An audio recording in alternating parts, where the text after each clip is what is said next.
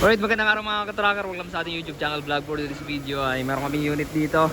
Ito piniprepare namin. Ayan, ginagawa ng electrician. Ito yung electrician natin. Shoutout kay paring Alfred. Ito po, kinapitan namin ng running guard 2 layers hanggang likod. Tapos minamasilya na, pinipinturahan na. And then yung body, salpak body po ito. Inayos namin, pinalitan namin ng panel, yung plywood. Ayan, tapos retouch pintura, complete standard electrical lights and accessories, LED clearance light na yung kinabit namin. 10 stud po ito, Loctite rim. Malalaki yung gulong nito, Bridgestone 1200. Ayan, R20. R20 po yung rim. So may mga kailangan pang ayusin dito.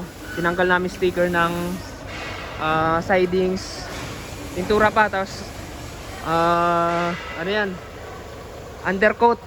So malapit na matamos, December na, kaya kailangan madami kaming mai-release ngayong buwan. Babawi tayo. Ayan, kukumpletuhin namin yung loob. All goods na yan. So pintura ng mga rim, ano pala to, Alcomags, nakamags po siya. Tapos airbag suspension.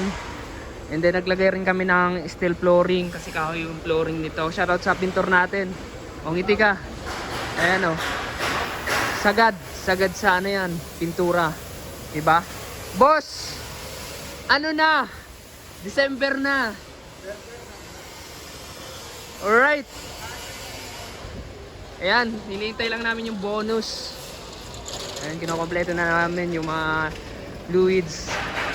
Ang ilalim, na-check na namin yan. Tapos yung makina, okay na rin. Nalinisan na yung EGR. And then, yun, tune up.